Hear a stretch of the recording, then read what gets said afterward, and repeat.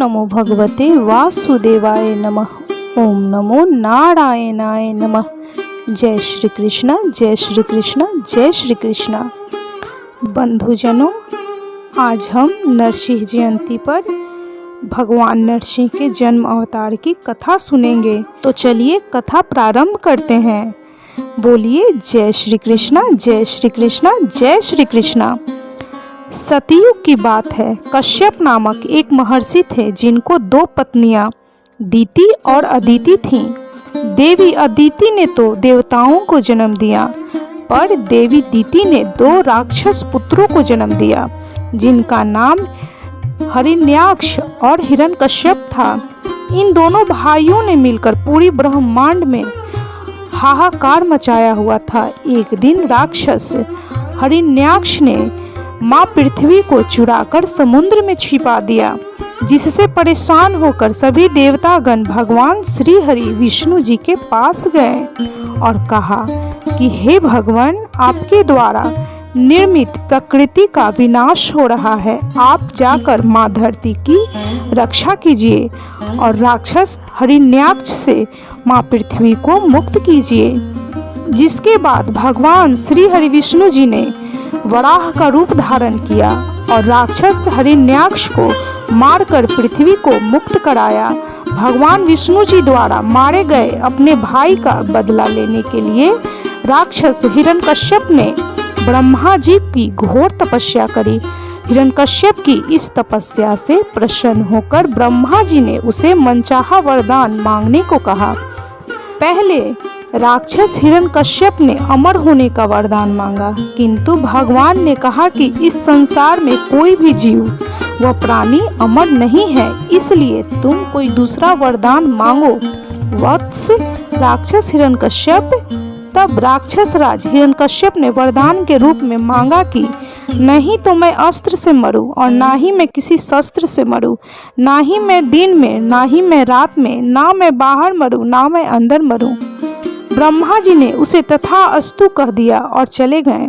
उसके बाद राक्षस राज में सहस्त्रों बाहों का बल आ गया और उसके द्वारा सबसे पहले देवराज इंद्रप्रस्थ होकर स्वर्ग लोक से अपना आधिपत्य खो दिए। उसके बाद धरतीवासियों से कहा कि भगवान मैं ही हूँ, सभी मंदिरों में मेरी पूजा अर्चना होनी चाहिए। राक्षस राज हिरण्यकश्यप के डर से अधिकतर लोग उसकी पूजा अर्चना करने लगे थे, किंतु उसी राक्षस का छोटा पुत्र प्रहलाद उसकी पूजा नहीं करे, रोजाना भगवान श्री हरि विष्णु जी की पूजा अर्चना करता था। इससे हिरण्यकश्यप को बहुत क्रोध आया और अपने पुत्र को अनेक प्रकार की यातनाएं दी, परंतु उसने हरि भक्ति को नहीं छोड़ा। राजा जितनी यातनाएं उसे देता, बालक प्रहलाद उतनी ही भक्ति से भगवान श्री हरि विष्णु को याद करता, उनकी पूजा करता।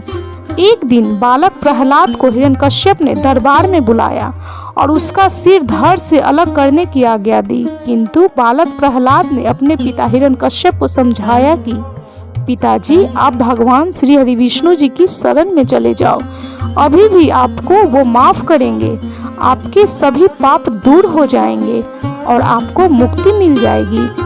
तब राक्षस हिरण्यकश्यप ने अपने पुत्र से पूछा कि कहाँ है तुम्हारा विष्णु। इस पर भक्त प्रहलाद ने उत्तर दिया कि वो तो इस सृष्टि के कण-कण में है। पिताजी, वो तो मेरे अंदर भी हैं और आपके अंदर भी हैं। तब हिरण्यकश्यप ने कहा कि तुम्हारा भगवान इस पत्थर के खंभे के अंदर भी होगा। इस पर प्रहलाद ने कहा कि हाँ पिताजी, वो तो सभी जगह विद्यमान है। यह सुनकर राक्षस राज हिरण्यकश्यप ने उस खंभे पर तलवार का वार किया। अचानक उस खंभे से नृसिंह भगवान प्रकट हो गए, जिनका आधा शरीर सिंह का और आधा शरीर मनुष्य का था, जो नृसिंह अवतार कहलाएं। यह देखकर राजा राक्षस हिरण्यकश्यप घबरा गया और उन पर वार करने लगा। उसके बाद भगवान नृसिंह ने हिरण्यकश्यप को उठाया और महल के दरवाजे की चौखट पर ले आए, जिसके बाद बैठकर अपनी पैरों के ऊपर राक्षस को रखकर उसके सीने को अपने नाखूनों से चीर दिया और कहा कि हे राक्षस राज, मैंने तुम्हें ना किसी अस्त्र से मारा है और ना किसी शस्त्र से, ना बाहर मारा है ना अंदर मारा है, न दिन में मारा है न रात को। इस समय तो संध्या काल हो रही है। इस तरह से राक्षस हिरण्यकश्यप का वध किया और धर्म को पुनः स्थापित किया।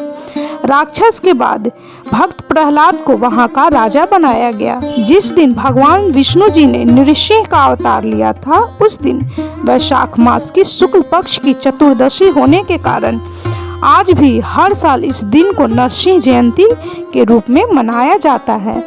तो बंधुजनों, कथा संपन्न हुई। भगवान श्री हरि विष्णु, भगवान नरसिंह आपको आपके घर में सुख शांति और समृद्धि दें। इस कथा को सुनने वाले या सुनाने वाले या जिसके द्वारा भी इस कथा को कोई और सुने, उसके घर को भगवान नरसिंह का आशीर्वाद प्राप्त हो, घर में सुख शांति और समृद्धि आए। तो बोलिए जय श्री कृष्णा, जय श्री कृष्णा, जय श्री कृष्णा।